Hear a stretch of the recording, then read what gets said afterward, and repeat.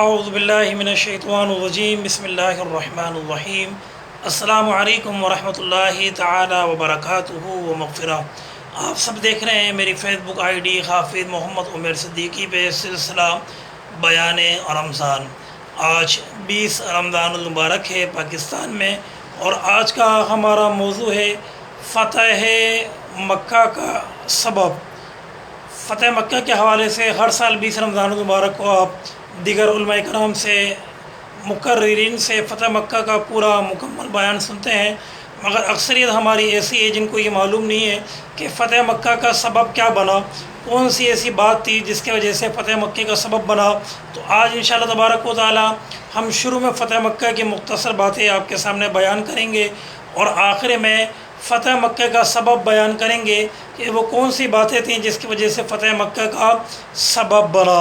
تو اس ویڈیو کو ہماری آخر تک لازمی آپ لوگ دیکھیے گا۔ میرے بھائیوں اور میری بہنوں، فتح مکہ جسے فتح عظیم بھی کہا جاتا ہے، عظیم عربی کا لفظ ہے، اردو اس کے معنی ہے بڑے، یعنی بڑی فتح۔ عہد نبوی کا یہ ایک غزوہ ہے۔ غزوہ میں نے آپ کو بتایا تھا جنگ بدر کے حوالے سے، غزوہ بدر کے حوالے سے، کہ غزوہ اسے کہا جاتا ہے کہ جس میں غزوہ اور جنگ میں یہ فرق ہے کہ جنگ ایک الگ چیز ہے، اور غزوہ کو جنگ پر جو ہے کیا نام ہے، یوں سمجھے کہ فضیلت حاصل ہے، کیونکہ اس وجہ سے فضیلت حاصل ہے کہ غزوہ اسے کہا جاتا ہے کہ جس میں ہمارے نبی، آپ کے نبی صلی اللہ تعالی علیہ وآلہ وسلم خوش شریک ہوئے ہوں، اس کو غزوہ کہا جاتا ہے۔ لہذا یہ فتح مکہ ایک غزوہ تھا، کیونکہ آپ صلی اللہ تعالی علیہ وآلہ وسلم بھی صحابہ کرام کے درمیان موجود تھے۔ تو عہد نبوی کا یہ ایک غزوہ ہے جو کہ 20 رمضان المبارک کو سن 8 ہجری کو پیش آیا۔ عیسوی تاریخ اور عیسوی سال کی بات کی جائے تو 10 جنوری 630 عیسوی کو پیش آیا۔ اس غزوے کے بدولت مسلمانوں کو شیر فتح مکہ پر فتح نصیب ہوئی، اور پھر اس کو اسلامی کملوں میں شامل کر لیا گیا۔ تاریخ 11 جنوری یا 10 جنوری بھی آتی ہے 630 عیسوی، مقام مکہ مکرمہ میں یہ غزوہ ہوا۔ نتیجہ کیا نکلا؟ نتیجہ یہ نکلا کہ بغیر جنگ کے مسلمانوں کی فتح ہو گئی۔ قریش نے ہتھیار ڈال دیے، مقابلہ نہیں ہوا۔ محارب یعنی آمنے سامنے کون تھے؟ تو ایک طرف مسلمان تھے، تو دوسری طرف قریش کے لوگ تھے۔ ایک طرف جو لیڈر تھے، پیغمبر تھے، وہ پیغمبر محمد صلی اللہ تعالی علیہ وآلہ وسلم تھے۔ دوسری جانب ابو سفیان بن حرب تھے۔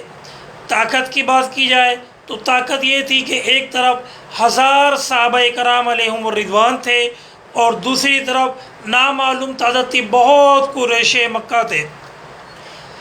ہلاکت اور شہادت اور نقصان کی بات کی جائے تو مسلمانوں کی جانب سے 2 صحابہ کرام علیہم الرضوان اس غزوہ فتح مکہ میں شہید ہوئے، اور مشرقین مکہ کی طرف اور قریش مکہ کی طرف اور کفار مکہ کی جانب سے 12 ہلاکتیں ہوئیں۔ جب پیارے نبی صلی اللہ تعالی علیہ وآلہ وسلم مکے میں داخل ہوئے تو لوگوں کو اطمینان ہو گیا کہ کعبے کے پاس آئے اور اس کا طواف کیا۔ یعنی جو لوگ تھے وہ ڈر رہے تھے، مشرقین مکہ کیا ہوگا، آج ہمیں قتل کر دیا جائے گا، مگر میرے نبی نے، امن والے نبی نے، وہ نبی جو کل عالم کے لیے نبی بن کر آئے ہیں، وَمَا أَرْسَلْنَاكَ إِلَّا رَحْمَةً لِلْعَالَمِينَ، وہ کسی ایک شخص کے نبی نہیں بلکہ ہر امت کے نبی ہے۔ آپ صلی اللہ تعالی علیہ وآلہ وسلم نے فتح مکہ میں بھی یہ ہمیں درس دیا۔ سرکار نے اپنی ذات سے نہ کسی کو مارا، نہ کسی کو جو ہے کیا نام ہے قتل کیا، بلکہ سرکار دو عالم صلی اللہ تعالی علیہ وآلہ وسلم نے اس وقت امن کا پیغام دیا، اور سرکار نے عبادت کی، اور خانہ کعبہ کا آپ نے طواف کیا۔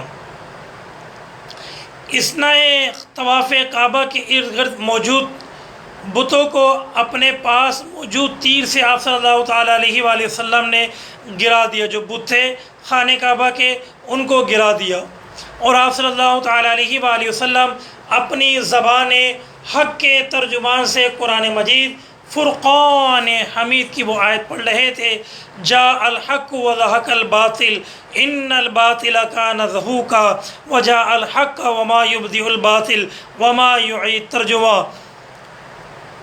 حق آ پہنچا اور باطل مٹ گیا، اور یقیناً باطل ایسی ہی چیز ہے جو مٹ جانے والی ہے۔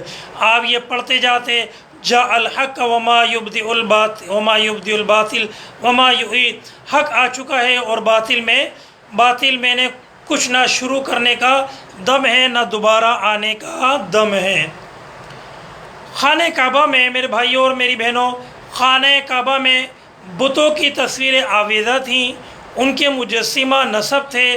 آپ صلی اللہ تعالیٰ علیہ وآلہ وسلم نے ان کو ہٹانے کا حکم دیا اور خود بھی ہٹایا۔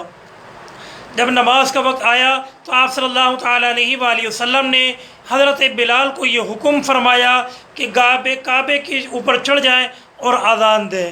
پھر حضرت بلال بن رباح رضی اللہ تعالی عنہ کعبے کی چھت پہ چڑھے اور اذان دی۔ فتح مکہ کے بعد ایک کثیر تعداد حلقہ باغوش اسلام ہونے شروع ہو گئی، جس کی ایک فہرست ہے میرے سامنے جو کہ میں بیان کروں گا، آپ سنیے گا۔ جس میں سر فہرست سردار قریش تھے، کنانہ بن سفیان تھے اور ان کی بیوی ہند بن عتبہ تھی۔ اسی طرح اکرمہ بن ابو جہل تھے، یعنی ابو جہل کا لڑکا اکرمہ، یہ بھی ایمان لے کر آ گئے۔ سہیل بن عمر رضی اللہ تعالی عنہ تھے، صفوان بن امیہ اور حضرت ابو بکر صدیق رضی اللہ تعالی عنہ کے والد ابو قحافہ رضی اللہ تعالی عنہ تھے۔ یہ قریش مکہ تھے جن کی فہرست میرے سامنے تھی، جو کہ میں نے آپ کے سامنے بیان کی۔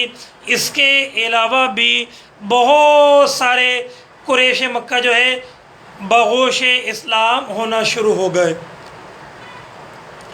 اب بات یہاں آتی ہے کہ فتح مکہ کا سبب کیا بنا، تو آئے میں آخر میں آپ لوگوں کو فتح مکہ کا سبب بیان کرنے لگا ہوں۔ میرے بھائیوں اور میری بہنوں، اس غزوہ کا سبب قریش مکہ کی جانب سے اس معاہدے کی خلاف ورزی تھی جو کہ ان کے اور مسلمانوں کے درمیان ہو چکا تھا، جس معاہدے کو صلح حدیبیہ بھی کہا جاتا ہے۔ یعنی قریش مکہ نے اپنے حلیف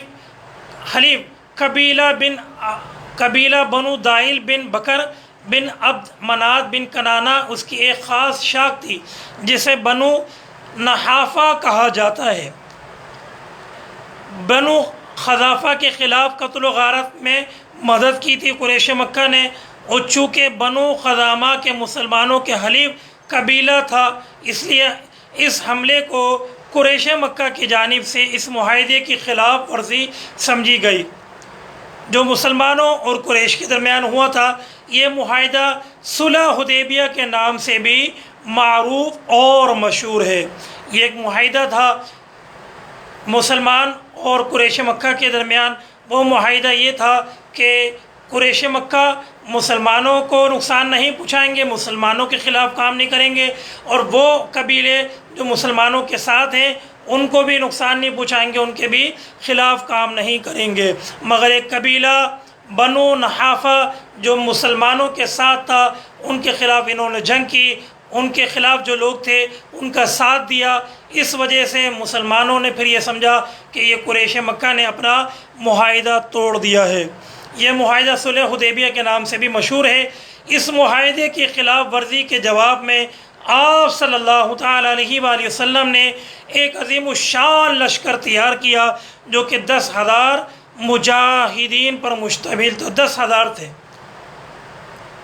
لشکر آگے بڑھتے جاتا یہاں تک کہ مکہ پہنچ گیا اور بغیر کسی مزاحمت کے مکے میں پرامن طریقے سے داخل ہو گیا، سوائے ایک معمولی سی جھڑپ ہوئی جس کے سپہ سالار خالد بن ولید کو اس وقت سامنا ہوا جب قریش کے ایک ٹولے نے اکرمہ بن ابو جہل کی قیادت میں مسلمانوں سے مزاحمت کی اور پھر خالد بن ولید کو ان سے قتال کرنا پڑا، جس کے نتیجے میں 12 کفار مارے گئے اور باقی بھاگ گئے، جبکہ 2 مسلمان صحابہ کرام شہید ہوئے۔